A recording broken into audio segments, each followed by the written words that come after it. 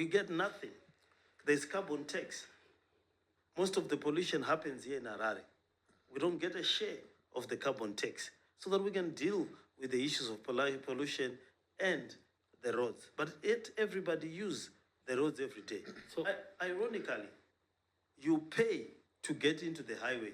You pay to get out of the highway. But that money does not come to the city that you are going to enter into. So you pay to enter into Harare, you don't get the money. You pay to get out of Harare, Harare doesn't get the money. Hi, hello everybody. I just hope you guys are doing great. Shout out to everybody. It's really an honor, and I'm back again here on Uncensored, and my name is Rombi.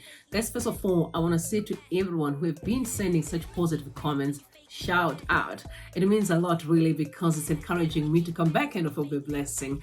So if you are passing through this channel for the first time, I want to say to you, please subscribe to the channel. Make sure that you ring the bell, because every time I drop a video, you'll be the first person to be notified, and it's good for me to hang around with you. All right, so today we are looking at such a vibing story, because it has really taken over most of media space. One of the country's most highly populated suburbs in Harare, as a state of emergency. That's as the spread of cholera worsens there. Over 2,300 cholera cases were recorded countrywide this week. The government has attributed the outbreak to poor sanitation, contaminated water, and cross-border travel. ENCA's correspondent Pedai Dube reports. On a Friday this week, over 2,300 cases of cholera had been recorded in Zimbabwe, with 15 confirmed deaths and 45 suspected deaths. 740 cholera cases were recorded in the capital, Harare. The Zimbabwe government has declared one of the cholera hotspots, New Lines in Mbare suburb in Harare, as a state of emergency. Cabinet wishes to inform the nation that a fact-finding visit to the Mbare area in Harare by the ministers, Cabinet noted the report and declared the situation as a state of emergency, and directed that devolution funds be used for refurbishing the sewer system and the garbage clearance. A visit to Mbare suburb by ENCA revealed that the situation is critical, with sewage flowing into homes and heaps of uncollected rubbish everywhere. Zvikuchemoni marara kutakurwa vanhu kubva kwese kwachadira marara ende zvimakonye mudzimbomu makonye egega patentine vana saka taikumbira kuti kanzurwa nekorera ere itoyede kunetsa iko vachiona zvavangatitirewo tikochema zvenyaya yemasuweji tatione 2 months haasi kugadzirwa handimuona pandakatomira nepane marara apa titori mumarara kana especially kana mvura ichinaya nhunzi makonye zvinenge zvichitoya pamba handizivi kuti kanzuru tanzwa kana kuti kuridza kanzuru yacho havatiri muti pakadai soingaregere tinoidzirira sei kana ndimiwo.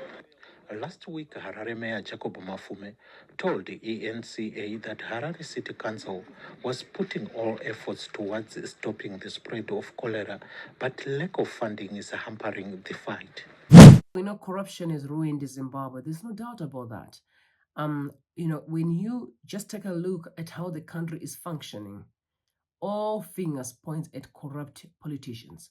And my question is, why are politicians getting involved in the functioning of certain sectors in the government space? Because, it's like there is no more parameters.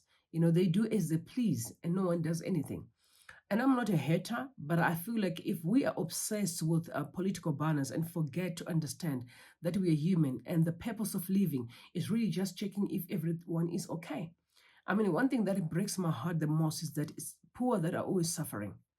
There's no more middle class in Zimbabwe. You either be poor or you're rich. You're connected to the elites, you keep on looting and you get protection. But if you're poor, you're going down every day because you have your hands are caught. I pray that one day we can wake up and realize that really it's not about collecting, but it's about being a blessing to others, about our peace, our love, our unity as a people, and taking care of your neighbor and making sure that they are okay. It's very sad. There's always an issue of blame game It said there's sanctions, it's blaming Triple C councillors, but ZANU-PF is the government party. They are in control. And definitely we have to hold them accountable. Because one thing that I want you to know is that we are not going to be buying all these political noise. We are done with that. Now we are really looking at what is it that you have pledged to do when you came into the office, and what did you do after that? If you haven't done anything, you have to be removed. Notwithstanding which political party you belong to, we want people who have hearts to serve so we can take our country moving forward. I just cannot stand to become a country that is a joke all over the world. When we know we have what it takes, the brains, we have the brains. We are a blessed country. We have our minerals intact. We can fix this country. And I pray all of you come together so that we can put things in order. It's no more, I said, you which political party you belong to. We need to take off all these political banners and make sure that we put this country to order. And I want you guys to take a listen at what Jacob Mafume says, because at least he's coming up as a mayor to clarify some of the issues that are just, people are busy speculating. Take a listen. How much of the revenue that Harare collects actually goes towards service delivery? Because we hear of issues where the town clerk and all these people are getting fancy cars and that sort of thing, and at the expense of even garbage collection, for example, because we have trucks that are stuck over there. I'm presuming that the council also has a number of its residents who pay in US dollars. Yeah, well, it depends on when we try to levy them in US dollars, they complained, and they pay in Zom dollar in the bulk. Well, the bulk of our money goes to service delivery, I would say. We produce we've got a target of producing 350 megaliters per day of water. Now, this water costs a lot of money because we are taking it from Lake Chivero. So that's seriously dirty water because it's recyclable water. So we use over a cocktail of chemicals, and they cost a lot of money. We spend about $5 million US per month on just chemicals alone. To pump that water from Morton Jeffries, we need about 24 megawatts, and we pay ZESA. If we don't pay ZESA, they shut it out. They shut us out. We've got over 45 clinics, 13 polyclinics.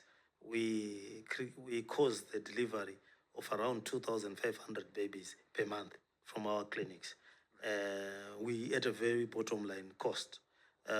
People come from other towns to come and give birth to their babies in Harare. And all this is done as a service. We are the mainstay of the vaccination program of the country, be it polio, be it COVID, be it anything you can think of. We are also part of the ARV network. So our clinics are a key component of the primary health care system in the country. I can go on. We deal with a lot of births in the sewer, in the pipeline. We have to push a lot of this water, push a lot of the sewers. So on a day-to-day basis, and the fuel that is required to move these trucks, if you say 20 trucks per day for waste management, that's fuel, that's people. Then sweeping the streets every night and every morning to wake up with the streets now working. So a lot of the money goes to where it's supposed to go in terms of service delivery. It's just not enough. People in Harare are at about 40% performance in terms of paying. Sometime government went into the habit of forgiving debts towards election. So people, it's no longer... We are actually looking forward to something like that. Yeah. So it's no longer a stigma, but it catches up.